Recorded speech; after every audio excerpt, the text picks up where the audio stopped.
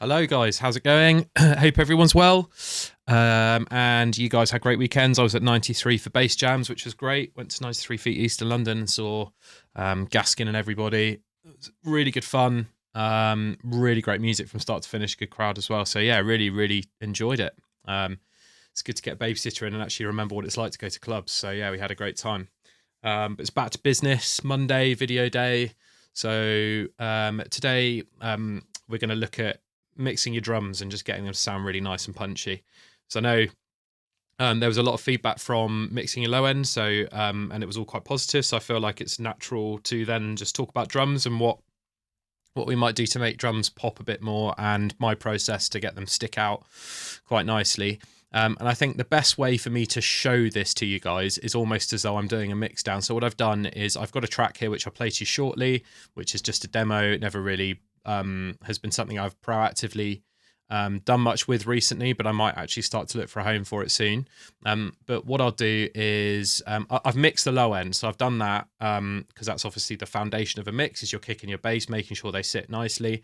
So I've kind of got the low end done. So what I'm going to do next is just bring in my drums and show you the processing. So gain staging the drums as a group and just making sure that I'm happy with where everything's sitting, and then the processing on the group bus for the drums there. And yeah, we'll just compare it to the track before the mix versus after. And with the synths and the vocals and stuff, I'll just bring those in at the very end just so you get a bit of an understanding how the overall track sounds. But I have here just as a reference. So what I always do whenever I'm doing anything like this, whenever I'm doing any sort of mixing work, I always have I always take a bounce just before I start the session. And I think this is incredibly important because it's something you can reference and go back to and switch in and out from, and just be like, am I making this track worse? Am I making it better? What's the overall picture looking like? And it kind of gives you, as well as having a reference track to use, this will help you balance and sort of gather whether you're making good decisions or bad decisions. As well as that, I've also got Sydney Charles track, Fearless, which came out as a single last year. I've just basically what I'm going to do is chop and change between that and my track and listen to the drums specifically, and just check here. I'll show you reference. It's one of my favorite plugins in the world. Just basically tells me what my tune's doing versus reference tracks, and gives you a bit of a nice spectrum graph here as well to kind of see what's going on. So yeah, as I say, I've done the low end. I've mixed the low end quite roughly, vaguely, just to kind of where I feel like it sounds all right. So we'll bring in the drums in a second, and I'll show you the kind of thought process there. Just to tell you guys a bit about what it sounds like, I'm just going to stick just a Limitronic quick, and then just so you can hear it. Let's just have a listen from like here. Why is that not playing? Oh yeah.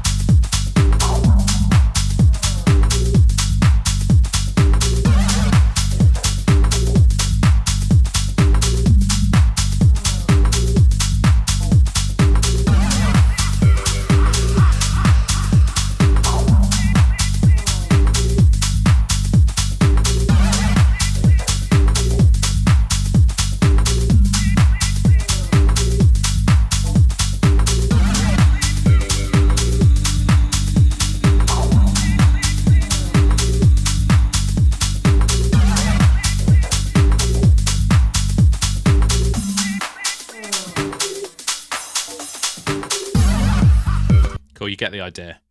So that was just kind of the production phase, just getting everything ready, getting the idea and the arrangement roughly done, and then there's not really been any kind of further mixing from it.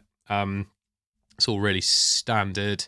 Sounds okay though. I think the good thing about this was the sound selection was quite accidentally all right. Like, I'm never very good when it comes to sound selection. I feel like I'm always picking shite samples because I like the older sounding bits generally. So occasionally I get it right, and it's all kind of by accident, I think, half the time. But yeah, I feel like quite a lot of the elements are really nice on this, and they all work. So I don't imagine we'll have to do tons.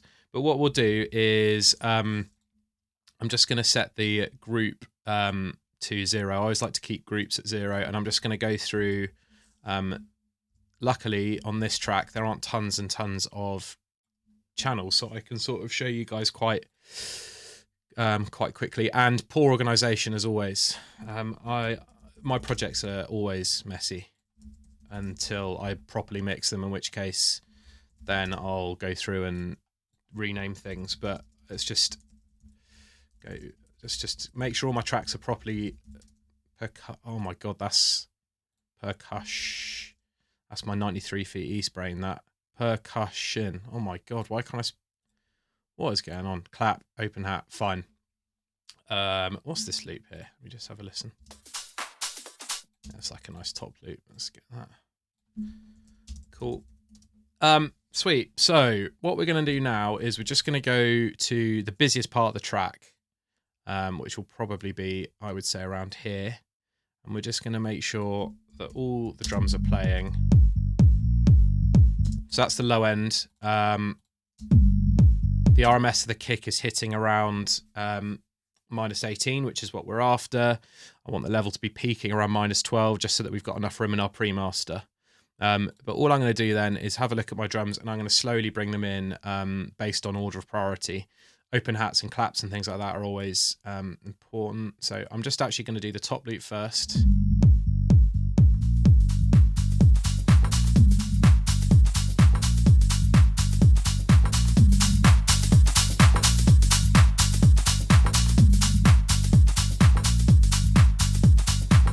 I always find that when it comes to gain staging and making decisions, there are a few different things that you can do, like use the white noise trick, which is where you just have a white noise sample playing, and you're just listening, you're soloing each track, and as you go through all of your different tracks, you're just bringing up the volume until the point where you can just hear it. I've done a video on it years ago, so it should be on the Patreon somewhere. There's that, but also what I always try and do is push things louder that I think they need to be, and then I always bring them down a touch. So it's like bringing everything up, bringing the volume up, and bringing them down a bit.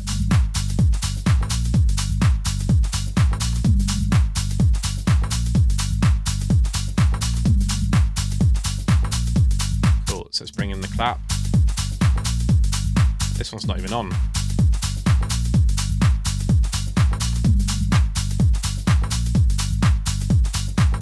Now we've actually got 2 claps here, so what I'm going to do is on the top loops, I preferred layering on this particular tune. So I'm actually going to sidechain. I'm going to sidechain this top loop to our other clap. So I'm just going to go and use track spacer, sidechain, and just select my clap now, so that hopefully.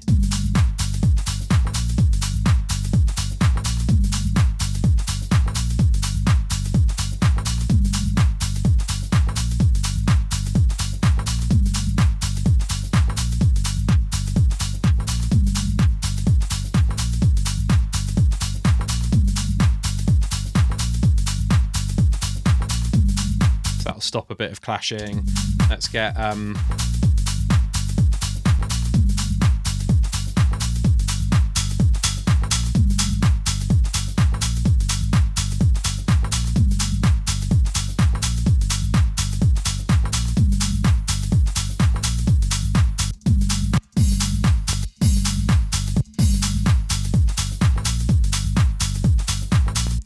I think so that was off because this one is playing instead, but I'm gonna probably stick this one.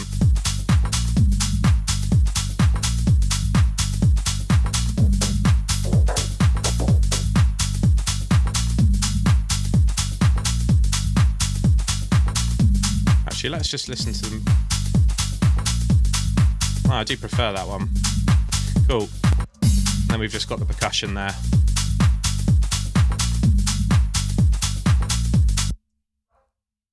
Bring that in. Cool. So what I'm going to do is, as always, just make sure on the group we have, sorry if you can hear the dog, I'm just going to make sure that we're getting rid of the low end anyway, just in case anything gets missed. I'm also going to go back to this top loop here, and I'm going to start thinking about the individual elements now, so the different sounds. I feel like this particular top loop, so I've done some reductive EQ on it, so I've just got rid of a few things that were there. I've added this like radiator preamp on it just to make it sound a bit warmer. I'm actually going to go in and add another EQ now, because as you can see, using that that saturator there, what we've done is we've actually just made like loads of low end appear again. So I just want to make sure that goes away. And then I'm probably just need to have a little listen to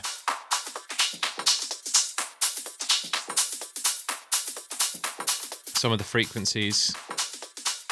I do feel like I should really be actually using Pro Q, because I do prefer it. I think it's just a much easier EQ to use. So I'm just going to go in, see all of that low end that's come back.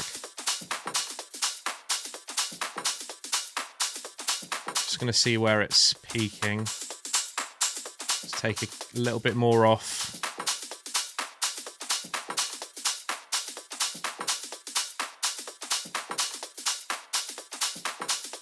I feel as well like this loop is as great as it is.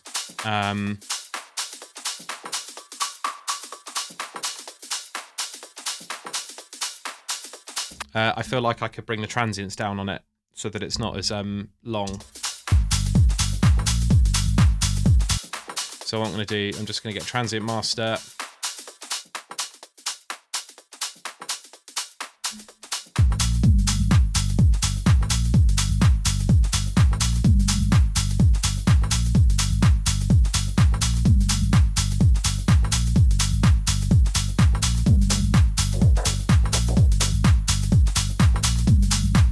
So when we do this, the key is always check against the reference, see how you're getting on. So I'm just going to...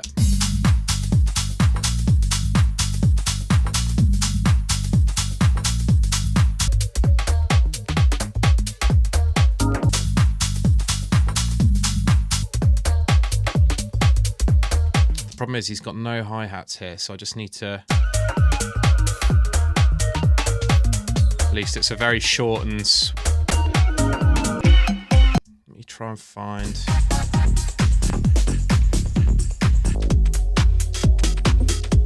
Such a nice track.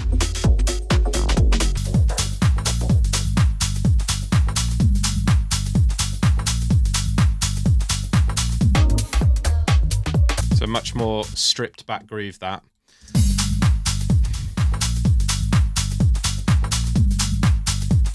Cool, so we've done the top loop. Let's have a look at this clap. Let's just get rid of... There's a bit of a prominent frequency there, look.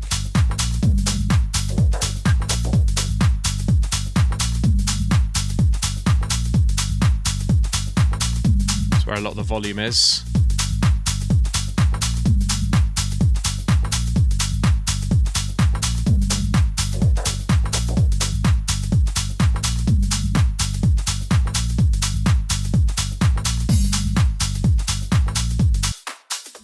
Still feel like this loop feels to me a little bit too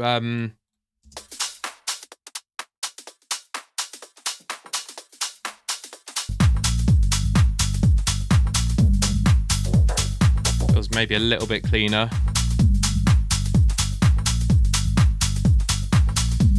Let's have a look at this open hat.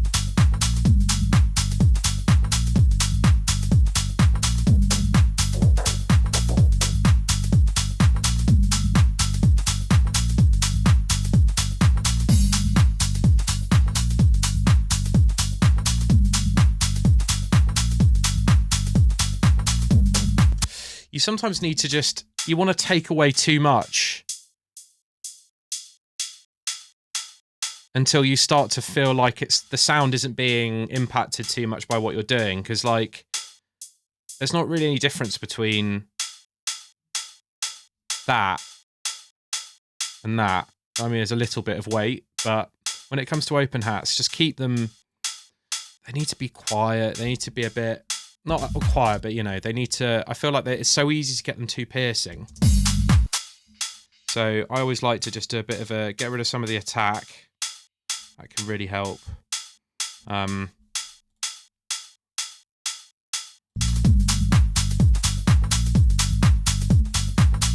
This ride is too long. So I'm just going to bring in that as well. And I'll probably do it on the actual loop.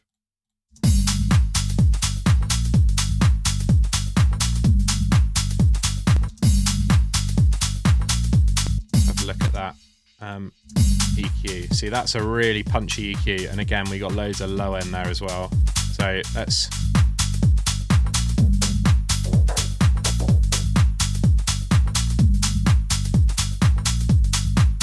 see what's going on with these rides.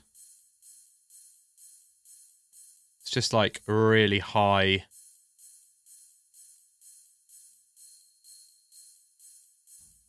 This would be something you probably, something like this might be quite good with Soothe or Rezo or something.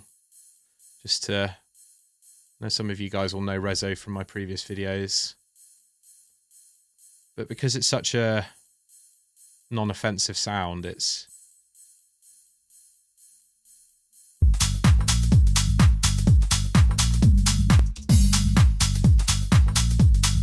yeah, I might just show you Rezo for those that haven't seen it. So all I'm going to do is just go back into plugins, stick Rezo on the rides and see what it finds. See if it finds any horrible frequencies that just need to be tamed a bit. Soothe is another great plugin for this. It's only suggesting this actually, which is tiny.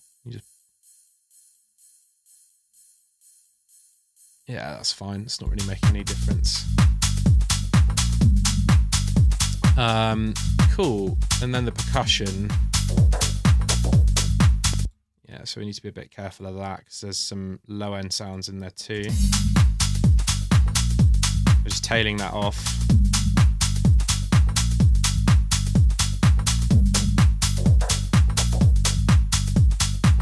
I think I'm going to cut around there because I don't want it bleeding into my bass too much. And then that's pretty much, for simplicity, that's all the drum loops. So it's nothing too crazy. I'm just going to have a look now at...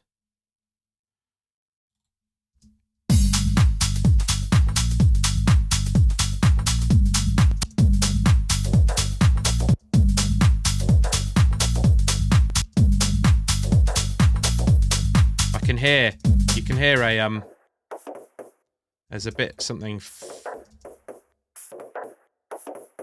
keep hearing that in the mix actually. It's like some fizz. That'll be the weight in the sound, which is nice. I like that. So that's fine. We don't need to worry about that too much. It's mainly that, like...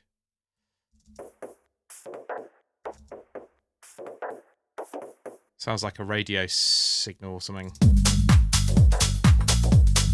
bit better.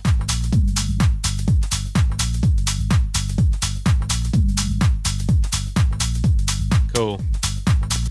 So now we've gone in and just done a bit of gain staging and just some EQing, really rough EQing on the sounds, getting rid of some of the resonant frequencies, making sure that there's no low end poking out of anything. What we need to think about when it comes to processing drums is, or any sort of mix done really, it's compression, width, saturation, EQ, volume.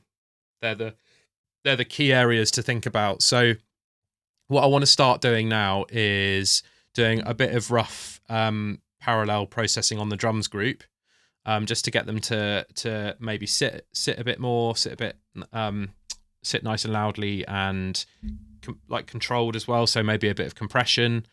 And I'll show you what I generally do, and I'll also link to a few things. So just an EQ there again, just covering. This is on the drums group then. So I'm just covering all of the EQing I've done and make sure no low end is creeping in. Some people have different opinions about how far you should cut, but I've generally learned that around here is pretty safe.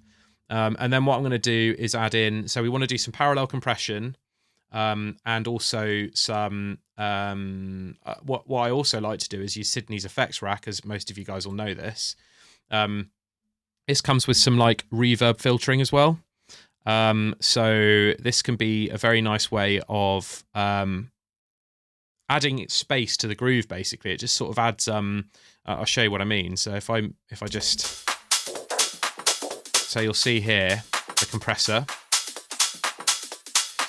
So there's a hefty amount of gain reduction there. That's what it's doing. So you'll hear the drums are very much more in your face, rather than hearing like tails that decay off. Everything's quite present. And then you've got this reverb filter. And it's basically a filter delay with a really, really short MS there as well. So it just makes it, just gives the feeling of like the grooves just being a bit nice and spacious. It's great. But anyway, that's a taste thing. You can either turn it off or add a little bit in.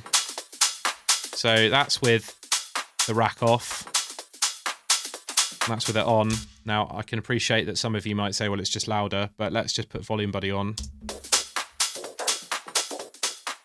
let's turn it off.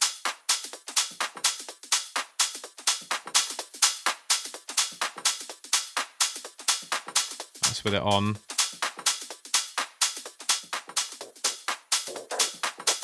With it off. So very sparing differences, but as I say, mixdowns are all about making thousands of small changes than any big thing. So yeah, so that's the effects rack in there. Now I'm just going to again go and just add in another EQ and check that no rubbish has been added back in from the compression. Then my next weapon of choice is going to be Decapitator, and I love Drum Fattener. So if I go Drum Fattener 1.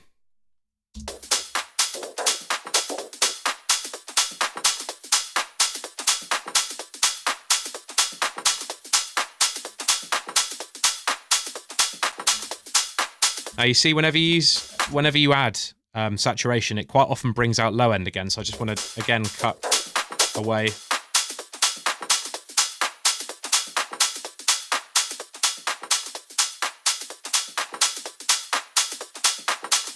Now we need to do a bit of a reference here because we've not actually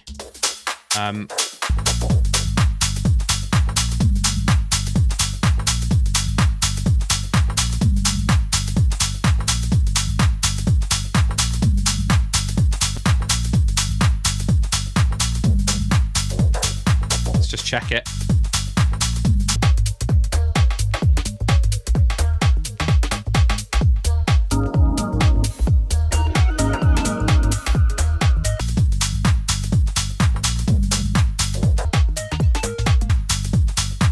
These are really chalk and cheese tracks, so it's actually a really terrible idea to compare them both, because my groove is full of like cymbals, hats. Sydney's got one open hat in there. So what it's telling me in that graph is that I need to turn down my high frequencies, because it's like you just have way too much high frequency information in there compared to Sydney's. But that's because his track it just has one cymbal in it.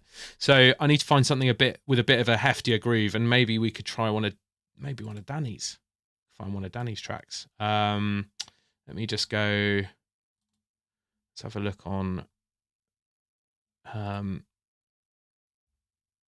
Set preparation. Let's find a promo, shall we?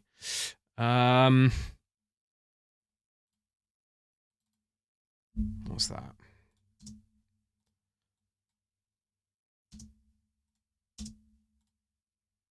Not gonna work.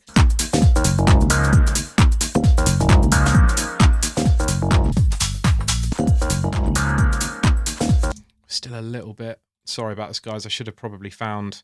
Okay, let's try Aperol Spritz then, from Luke Van Dyke.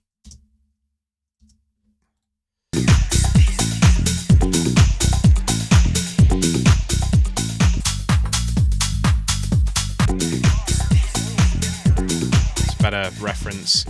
Now, this plugin is amazing. It basically is. It's got all these reference tracks up here. And below here is this graph, and this graph tells me what my track's spectrum is doing versus the references. Now, it's telling me that my low end is bang on. They're basically the same. This is basically identical. There's a bump around here in Luke's tune that I don't have.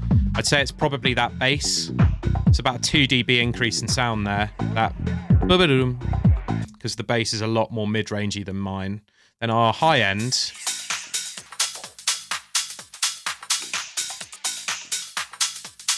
I could probably turn it down a bit. Again, we're just seeing here. So his is about 2 dB quieter. So in that case then, I mean, I have some rides in here, but what I'm going to do is just bring down the rides, the top loop, I think, a couple of dB. That clap as well. And in theory, we should start to see them becoming more balanced. Yeah, there we go.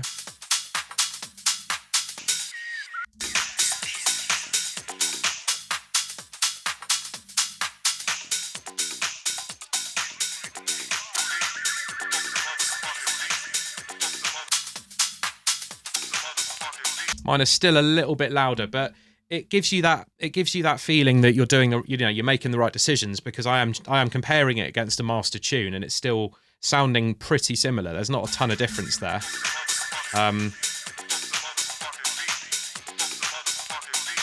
There's a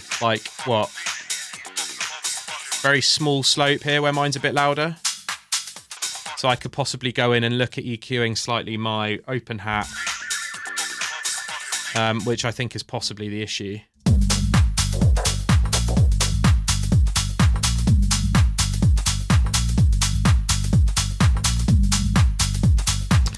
What I also like to do, guys, I forgot to talk about width. I like to try, other than panning, you know, there's obviously panning in the DAW, but I do like to add in some width if I can. Not imager, sorry. I'll use it's already quite wide, and I could tell it was quite wide because there is a license. Hold on one sec. Sorry about this.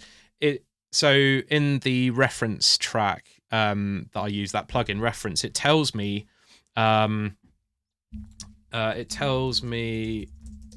about this. It tells me what my width is doing versus the reference, and I'll show you that dial in a sec. So I don't think we need to do much here at all. Oh, come on. There we go. So if we have a look at reference, what you'll see, there's this line here, this kind of blue line here, left and right. And the wider it is, sort of the wider that line between the top and the bottom, like that, the wider the track is. So Luke's is very narrow. Mine is already wide enough, probably. So I don't really need to be doing much. But what I typically would do is set up a few bands. So I go up to about 120, which is all my low-end frequencies, and I'll just make sure they're in mono. I'd probably then also do something around up to the 500 mark, and then up to like here, and then I'd sprinkle like some width on there like that, and just sort of keep it like this. But then remember, you've got to be checking mono, making sure that things aren't getting lost. We're not going out of phase or anything. But now our track's going to be really wide, I think.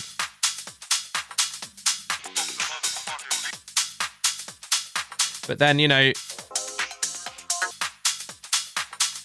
quite often when I'm referencing, like Sydney's tune here is really wide. So it just depends. I think a lot of the time it's a mastering engineer's decision combined with the artist's. Generally, when you're mixing, you want to try not add too much at all, because the mastering engineer will tend to just add that at the end, or at least the vast majority. So when it comes to width, I'll always have it in my chain, but I tend to be really sparing. So to me, that's just too much. I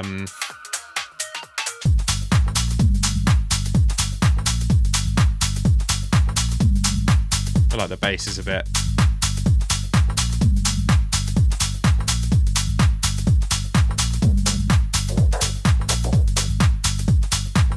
Yeah, so that's generally how I will often process my drums. So the key elements here that we've talked about are making sure that your gain staging, so checking your volume automation and your levels, making sure that you're using good headphones or you're in a good studio space with a balanced frequency curve to make sure that you're not getting a biased or inaccurate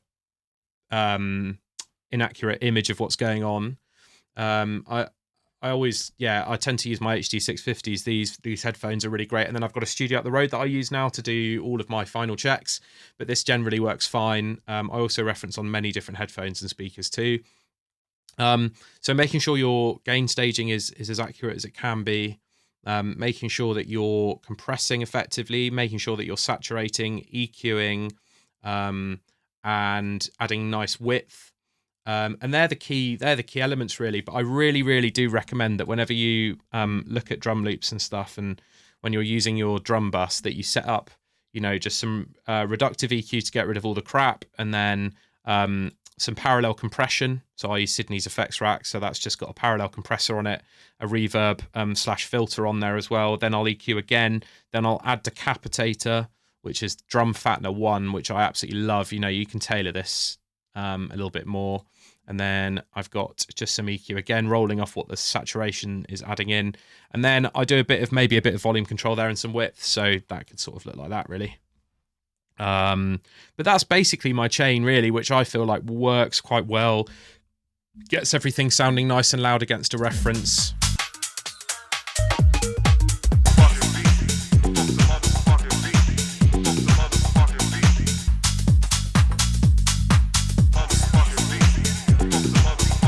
See there, very similar. Just need to turn down a few things like the hats just a touch. I might actually just go in and do that here. Let's try it against Luke's track now. Yeah, we're pretty much there now. There's about half a dB in it, so that helps. I know as well, me and Danny, we talk about CLA vocals being really nice on hats, things like that. I actually really do like it on an open hat. If your open hat's really harsh, quite often a CLA stereo, the vocal stereo, I think can just get rid of some of that harshness. Obviously you want to turn down the reverb a little bit because you don't want too much mud, but just with a bit of width as well, it can sound. Really want your hi-hat, your open hat to be down the middle, but sometimes I just find that it can just help with the harshness. So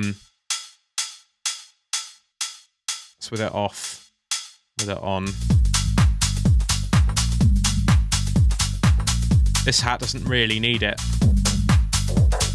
But yeah, it's something to look at. But just make sure you're controlling your transients as well, like your fade in, your fade outs, your attack, your sustain, all of those things. Sound choice is key too. And also making sure so East End Dubs, his open hats are some of the best you can get, I think. So making sure they're not too scratchy and piercing. But yeah, this is generally the process that I'm using. If I don't use Sydney's effects rack, I would typically just use like a bit of glue compression or a parallel compressor, just to give it some. I'm just seeing here if there's anything that we can use that's going to be stock, just to give you guys.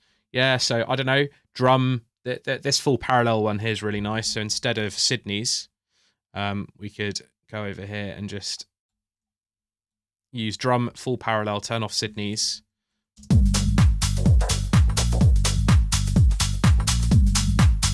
We just want a couple of dBs here, gain reduction. That's Sydney's. Now the only difference between the two is the reverb filtering really, but I think this parallel glue compressor here is working nicely.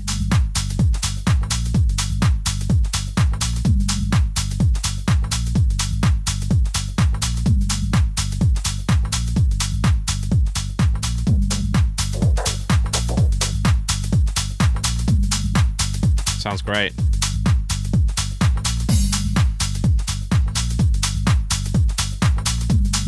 Okay, maybe turn the volume down a touch. Yeah, so hopefully that gives you guys a bit that gives you a bit of help, bit of something to work with.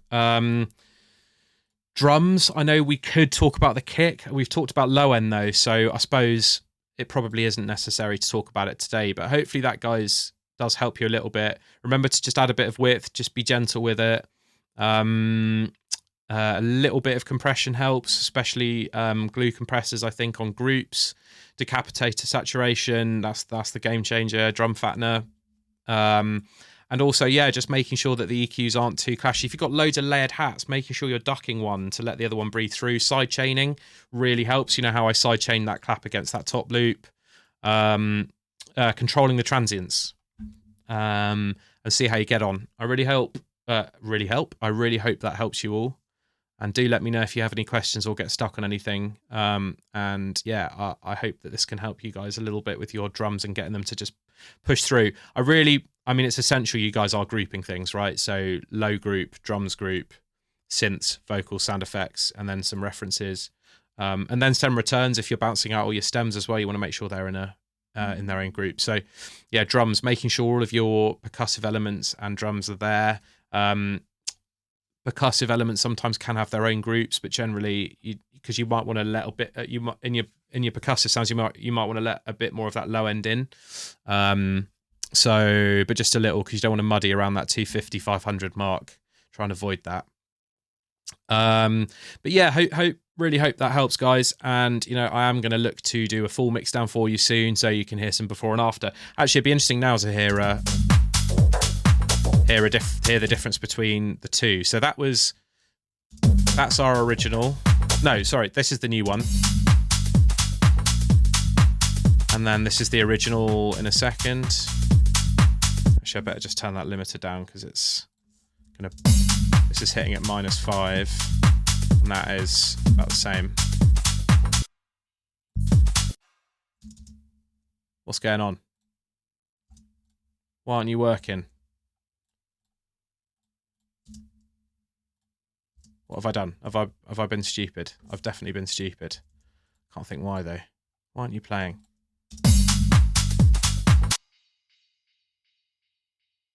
Audio 2, that's why.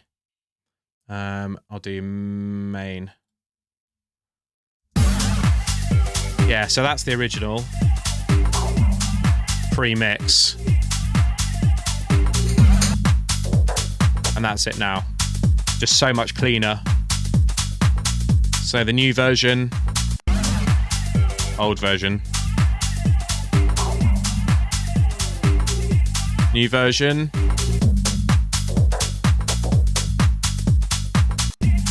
Old version. Cool, so you can hear the difference. It's chalk and cheese. And that's only with a bit of like gentle EQing and a bit of processing on the drums group. Cool. All right, guys, I'm going to leave you there. But any questions, just give me a shout and I'll speak to you all soon.